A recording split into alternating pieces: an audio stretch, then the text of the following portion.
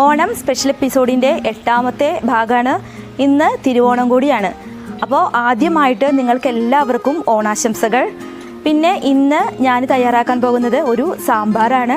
നിങ്ങൾക്ക് എല്ലാവർക്കും സാമ്പാർ ഇഷ്ടമാണെന്ന് എനിക്കറിയാം. സദ്യയ്ക്ക് ഒഴിച്ചുകൂടാനാവാത്ത ഒരു വിഭവമാണ് സാമ്പാർ. ഈ സാമ്പാർ നമുക്ക് ടേസ്റ്റിൽ എങ്ങനെ തയ്യാറാക്കാമെന്ന് നമുക്ക് നോക്കാം.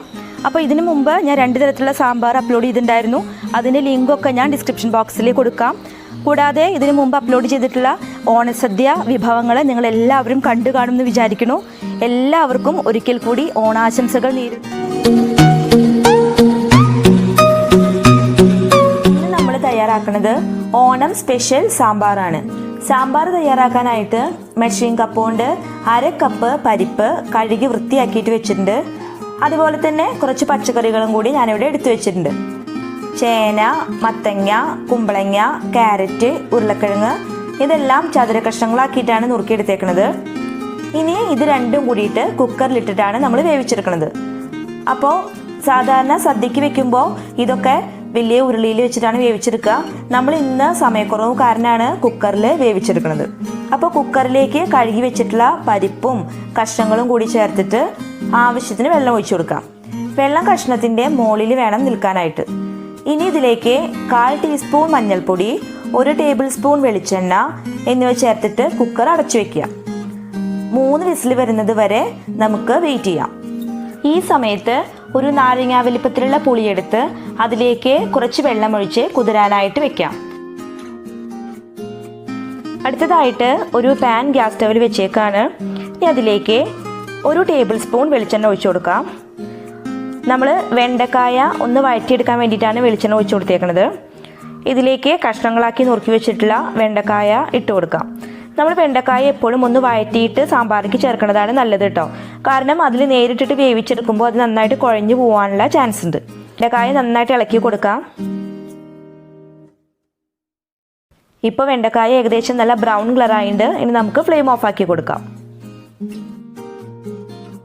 ഇനി അരപ്പിനായിട്ടുള്ള കാര്യങ്ങളൊക്കെ നമുക്ക് ചെയ്തു തുടങ്ങാം.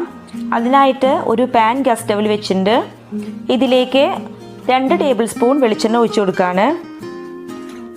ഇതിലേക്ക് 10-15 അല്ലി ചുവന്നുള്ളിയും കൂടി ചേർത്ത് കൊടുക്കുകയാണ്. ചുവന്നുള്ളി ഈ സമയത്ത് മാത്രമാണ് നമ്മൾ കറിയിലേക്ക് ഉപയോഗിക്കുന്നത്.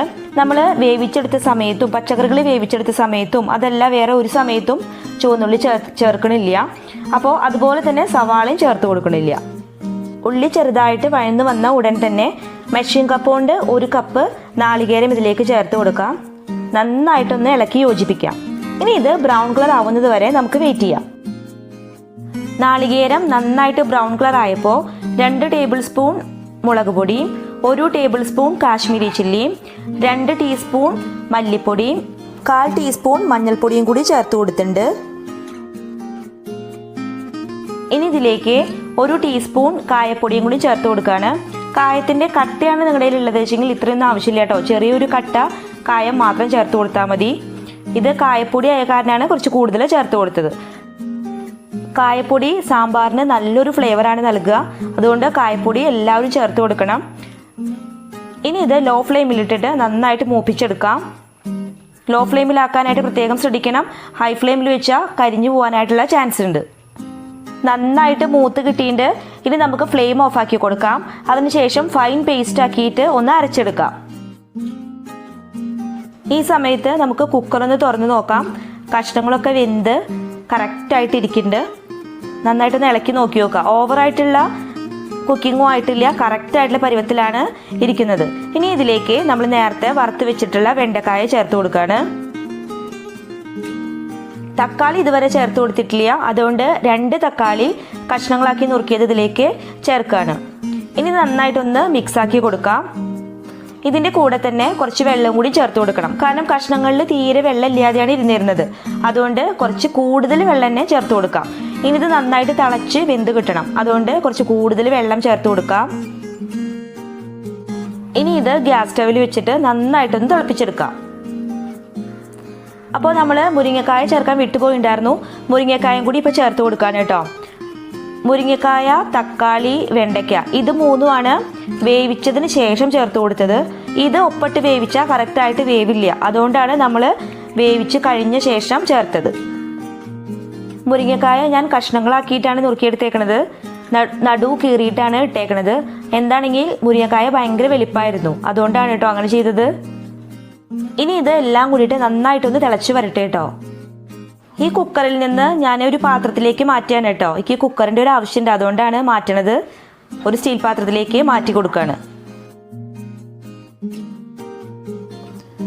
ഈ പരിപ്പും മുരിങ്ങക്കായും അതുപോലെ വെണ്ടക്കായും ഒക്കെ കൂടിയിട്ട് കിടന്നിട്ട് നന്നായിട്ട് തിളക്കിണ്ട്.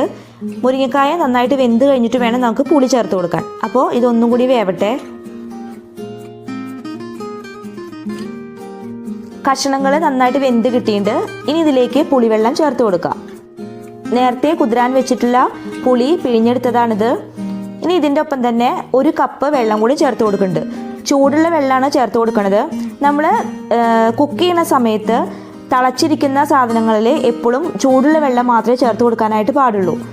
നിങ്ങൾ സാമ്പാർ തയ്യാറാക്കുന്ന സമയത്ത് കറിയിൽ ആവശ്യത്തിന് വെള്ളം ഉണ്ടെങ്കിൽ ഈ സമയത്ത് വെള്ളം ചേർക്കേണ്ട ആവശ്യമില്ല കേട്ടോ. ഞാൻ ഇപ്പോൾ വെള്ളം ഒഴിച്ചത് എന്തിനാ വെച്ചെങ്കിൽ അതിൽ തീരെ വെള്ളം ഉണ്ടായിരുന്നില്ല, അപ്പോൾ അതുകൊണ്ടാണ് വെള്ളം ഒഴിച്ചു കൊടുത്തത്. ഇതുവരെ നമ്മൾ കറിയിൽ ഉപ്പ് ചേർത്ത് കൊടുത്തിട്ടില്ല, അതുകൊണ്ട് കുറച്ച് ഉപ്പ് ചേർത്ത് കൊടുക്കുകയാണ്. കഷ്ണങ്ങളെല്ലാവരും വെന്ത് പുളിയുമായിട്ട് നന്നായിട്ട് ചേർന്ന് വന്നിട്ടുണ്ട്. ഇനി ഇതിലേക്ക് നമ്മൾ നേരത്തെ അരച്ച് വെച്ചിട്ടുള്ള അരപ്പ് ചേർത്ത് കൊടുക്കാം. ഈ അരപ്പും കറിയും കൂടിയിട്ട് നന്നായിട്ടൊന്ന് മിക്സാക്കി എടുക്കാം. അതിനുശേഷം നന്നായിട്ട് തിളയ്ക്കാനായിട്ട് അനുവദിക്കാം. കറി നന്നായിട്ട് തിളച്ചു കഴിഞ്ഞു, ചെറുതായിട്ട് കുറുകി തുടങ്ങിയിട്ട് കേട്ടോ. ഇനി നമുക്ക് ഫ്ലെയിം ഓഫാക്കി കൊടുക്കാം. അതിനുശേഷം ഇതിലേക്ക് താളിച്ചു കൊടുക്കാം. താളിക്കാനായിട്ട് ഒരു പാൻ ഗ്യാസ് സ്റ്റൗവിൽ വെച്ചിട്ടുണ്ട്. അതിലേക്ക് 1.5 ടേബിൾ സ്പൂൺ വെളിച്ചെണ്ണ ചേർത്ത് കൊടുക്കാം. 1 ടീസ്പൂൺ കടുക് ചേർത്ത് കൊടുക്കാം. 1/4 ടീസ്പൂൺ ഉലുവ ചേർത്ത് കൊടുക്കാം. 5-6 വറ്റൽമുളക്, കറിവേപ്പില ഇതെല്ലാം കൂടിയിട്ട് പൊട്ടിച്ചെടുത്തിട്ട് കറിയിലേക്ക് ഒഴിച്ചു കൊടുക്കാം. നമ്മുടെ ഓണം സ്പെഷ്യൽ സാമ്പാർ ഇവിടെ തയ്യാറായി കഴിഞ്ഞു. നിങ്ങളെല്ലാവരും ഇതുപോലെ ഒന്ന് സാമ്പാർ തയ്യാറാക്കി നോക്കി നോക്കണം. നല്ല ടേസ്റ്റ് ഉണ്ട്. സദ്യക്കൊക്കെ തയ്യാറാക്കണ അതേ രീതിയിലാണ് ഞാനിന്ന് സാമ്പാർ തയ്യാറാക്കിയേക്കുന്നത്. നിങ്ങൾക്ക് ഈ റെസിപ്പി ഇഷ്ടപ്പെട്ടാൽ എൻ്റെ ചാനൽ സബ്സ്ക്രൈബ് ചെയ്യണം. വീണ്ടും മറ്റൊരു ഓണവിഭവവുമായിട്ട് നാളെ തന്നെ കാണാം.